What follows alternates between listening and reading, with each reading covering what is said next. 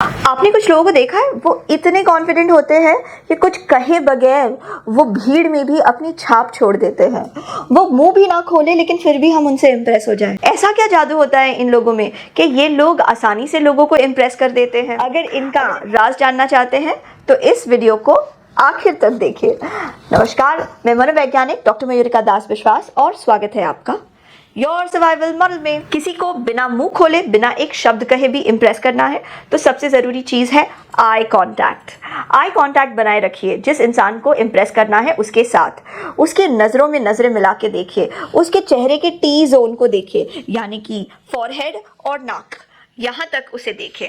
जब आप फॉरहेड, आंखें, नाक तक के जोन में देखेंगे तब उस इंसान को पता लगने लगेगा कि आप उस इंसान में इंटरेस्टेड है, आप उस इंसान को इम्पोर्टेंस दे रहे हैं। इम्पोर्टेंस मिलना सबको अच्छा लगता है, तो आई कांटेक्ट बना के आप सामने वाले इंसान को इम्प्रेस कर सकते हैं।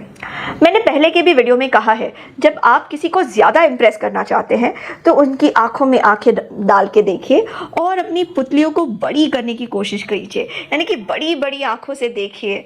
जब हम किसी को बड़ी बड़ी आंखों से देखते हैं, यानी कि जब हमारी प्यूपिल्स डायलेट करने लगते हैं, तब सामने वाला इस एक्सप्रेशन, इस माइक्रो एक्सप्रेशन को पकड़ सकता है, समझ पाता है और वो इस चीज़ को देखकर बहुत ज़्यादा इम्प्रेस हो जाता है। उसे अच्छा लगता है कि हम उसे इतना ज़्यादा इंपॉर्टेंस दे रहे हैं। दूसरी स्ट्रैटेजी है नो फिजिटिंग, यानी कि हिल के डुल के करके नहीं बैठना है, बिल्कुल स्थिर होके बैठना है, हिलना नहीं है, एकदम स्टैचू की तरह बैठे रहना है। बताना है कि आप किस तरीके से एक स्टेबल इंसान है, किस तरीके से एकदम स्थिर है, आपके दिमाग में विचार स्थिर है, आपके एक्शन स्थिर है, आप कितने ज़्यादा कॉन्फिडेंट इंसान हैं। आप देखेंगे कोई भी बड़ा नेता जब भी वो इंटरव्यू देने बैठता है, कितने स्थिर तरीके से वो बैठे रहता है, वो बार बार हिलता डुलता नहीं है, वो बिल्कुल रिलैक्स्ड बैठा रहता है और उसे के इस रिलैक्स्ड पोजीशन को देखकर हमें उसमें कॉन्फिडेंस आने लगता है। तीसरी स्ट्रैटेजी है हाथ खुले और शोल्डर्स पीछे। जब आपके हाथ खुले होंगे, ओपन होंगे एक, और शोल्डर्स पीछे होंगे तो इसका बड़ा महत्व है। देखिए, जब हाथ खुले होते हैं, ओपन होते हैं, तो ये मालूम पड़ता है कि आपने हाथ में कुछ छुपाया नहीं है, आप डिफेंसिव नहीं है। बंद हाथों का मतलब होता है डिफेंसिव होना, और शोल्डर्स पीछे होने का मतलब होता है कि आप अपॉर्चुनिटीज़ को लेने के लिए रेडी है, कि आप कॉन्फिडेंट फील कर रहे हैं कि सामने से जो भी आए उस चीज़ को आप कैच कर सकते हैं, एक कॉन्फिडेंट गोलकीपर की तरह। इसलिए हाथ खुले हो और शोल्डर्स पीछे हो, स्लाइटली पीछे, तो आपका कॉन्फिडेंस सामने वाले को दिखाई देगा। उन सारे लोगों को जिन्होंने कमेंट सेक्शन में कहा है कि मेरी स्माइल बहुत अच्छी है, बहुत बहुत धन्यवाद। तो अगली स्ट्रैटेजी है डुकेन स्माइल। देखिए, डुकेन स्माइल का मतलब है जब आप हंसते हैं तब आप खुल के हंसते हैं, और जब आप हंसते हैं तब आपके आंखों के यहाँ पे क्रॉस फ्रीड बनने लगती है, यानी कि आपके आंखों के यहाँ स्लाइट रिंकल्स बनने लगते हैं। यानी कि हंसते समय आप किसी भी चीज़ को पकड़ के नहीं रख रहे हैं मन में, हंसते समय आप किसी भी तरीके से अपने आप को रोके हुए नहीं है। जब भी हंसे डुकेन स्माइल के इस्तेमाल से हंसें। जब आप डुकेन स्माइल के इस्तेमाल से हंसने लगेंगे, सामने वाले को आपके स्माइल में भरोसा आने लगेगा। एक बहुत ही महत्वपूर्ण चीज़ है, जब आप किसी नए इंसान से मिले तब उसे देखकर इमीडिएटली स्माइल करने की ज़रूरत नहीं है। देखिए, जब आप किसी इंसान को देखकर इमीडिएटली स्माइल करेंगे तो ऐसा लगता है कि आपके दिमाग में पहले से एक प्रोग्राम था, जो भी दिखेगा उसे देख के स्माइल करना। लेकिन अगर आप सामने वाले इंसान से मिले, फिर उसके बाद थोड़े समय बाद, थोड़े क्षणों के बाद आपने उनसे बातचीत करने के बाद स्माइल की, तो फिर उसके बाद सामने वाले इंसान को ऐसा लगेगा कि आपने उनको पसंद करके ये स्माइल दी है। इसलिए जब नए लोगों से मिले तब इमीडिएटली स्माइल नहीं कीजिए, थोड़ी बातचीत हो जाए, थोड़ा समय बीत जाए, आपने थोड़े समय तक उनको अगर देखा हो, उसके बाद एक स्माइल दीजिए, शुरुआत से ही स्माइल नहीं। जब स्माइल की बात हो गई तो अगली बात है स्मेल की।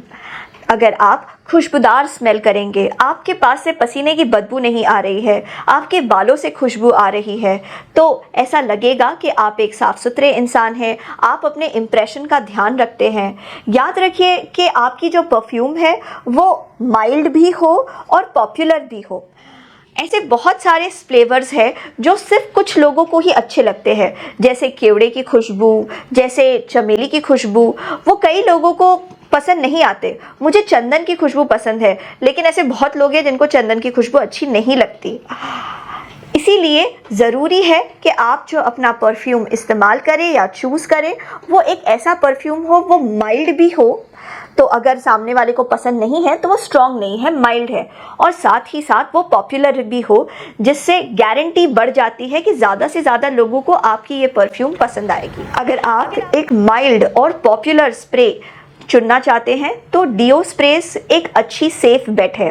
डिओड्रेंट स्प्रेस साधारणतः ऐसे ही स्प्रेस होते हैं जो माइल्ड भी है और ज़्यादा से ज़्यादा लोगों को पसंद आते हैं, इसीलिए वो महीने दर महीने, साल दर साल बिके जा रहे हैं। फैशन इंडस्ट्री में हर साल अरबों करोड़ों का बिजनेस होता है, तो क्या हमें इम्प्रेसिव दिखने के लिए महंगे कपड़े पहनने ज़रूरी है?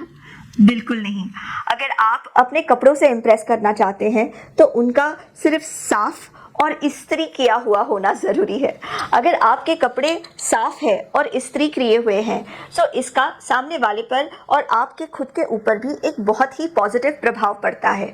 मालूम पड़ता है कि आप अपने रहन सहन को लेकर कितने ज़्यादा सीरियस हैं। अगर आप क्रम्पल किए हुए कपड़े पहनेंगे जिनके ऊपर और फोल्ड के दाग लगे हुए हैं या फिर फोल्ड के इम्प्रेशंस पड़े हुए हैं, तो फिर ऐसा लगेगा कि आप अपने कपड़ों को लेकर इतने ज़्यादा सीरियस है ही नहीं।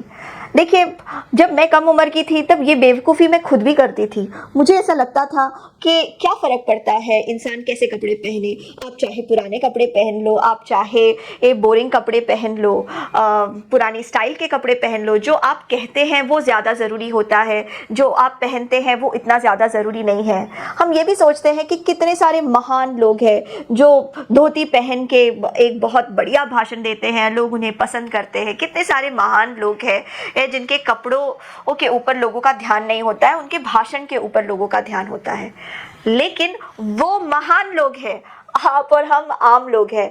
हमें लोग with in a split of a second जज करेंगे और डिसाइड करेंगे कि हमारे से बात करनी है या नहीं करनी है।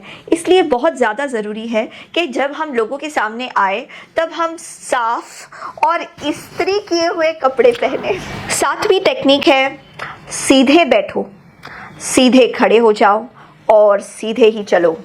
देखिए, जब आप सीधे बैठते हैं, सीधे खड़े रहते हैं और सीधे चलते हैं, तब आपके औसत हाइट की परसेप्शन ज़्यादा लगने लगती है। अगर आप झुक के बैठेंगे तो आप थोड़े छोटे नज़र आएंगे, झुक के खड़े रहेंगे तो आपका कॉन्फिडेंस लेवल कम नज़र आएगा, और झुक के चलेंगे तो ऐसा लगेगा कि आपके अंदर जोश ही नहीं है। इसलिए सीधे बैठना तो फिर आप ज़्यादा शक्तिशाली लगेंगे, सीधे खड़े रहिए ज़्यादा लंबे लगेंगे, और सीधे ही चलिए तो फिर आप ज़्यादा एनर्जेटिक लगेंगे। अगली स्ट्रैटेजी है बी माइंडफुल, यानी कि जब आप लोगों को इम्प्रेस करना चाहते हैं तब वर्तमान में बने रहिए। अपने पास्ट के बारे में मत सोचते रहिए, मैंने क्या गलत किया था, मैंने क्या सही किया था, किसने मुझे पसंद किया था, किसने मुझे पसंद नहीं किया था। No no no no no, बस वर्तमान में बने रहिए। भविष्य के बारे में सोचने की भी ज़रूरत नहीं है कि कौन मुझे पसंद करेगा, मुझे कौन सी अपॉर्चुनिटीज़ मिलेंगी, अगर अपॉर्चुनिटीज़ नहीं मिलेंगी तो फिर क्या होगा, फिर क्या होगा। नहीं, सिर्फ वर्तमान में बने रहिए। सो बी माइंडफुल। अगर आप माइंडफुल बने रहना चाहते हैं तो फिर अपनी सांसों के ऊपर केंद्रित हो जाइए। जब आप सामने वाले को सुन रहे हैं और अगर आप डिस्ट्रैक्ट हो रहे हैं, अपनी सांसों के ऊपर ध्यान दीजिए। किस तरीके से सांस लेने पर आपका शरीर फूलता है और सांस छोड़ते वक्त धीरे धीरे शरीर सिकुड़ता है, उस चीज़ के ऊपर ध्यान दीजिए। जब आपका ध्यान आपके सांसों के ऊपर होगा तो फिर आपके लिए माइंडफुल बने रहना और वर्तमान में बने रहना बहुत ज़्यादा आसान हो जाएगा। जब आप वर्तमान में बने रहेंगे तो ना आपको कोई दुख या गुस्सा आएगा और ना ही कोई घबराहट होगी। आखिरी स्ट्रैटेजी है NLP स्ट्रैटेजी ऑफ मैचिंग।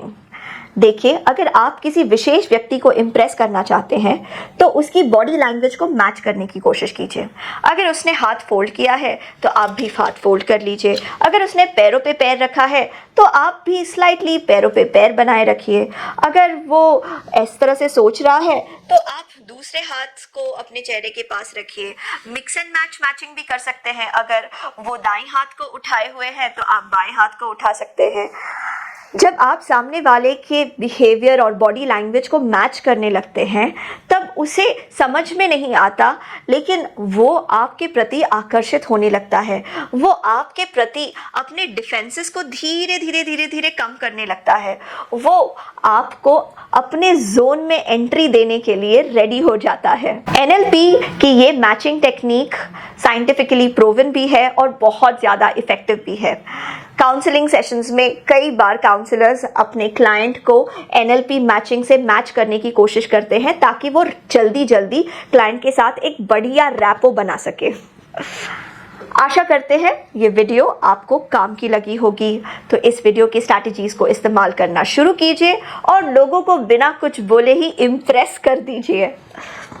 इस वीडियो को लाइक करके मुझे ये बताइए कि आपको वीडियो पसंद आया है। वीडियो काम का है, मुझे पता है, कंटेंट अच्छा है, ये भी मुझे पता है, लेकिन दूसरों को कैसे पता चलेगा? वो तो तभी होगा ना जब आप इसको शेयर कर देंगे। तो वीडियो को शेयर कर दीजिए, बेल आइकन दबाइए। आपको फिर मिलेंगे एक और वीडियो में।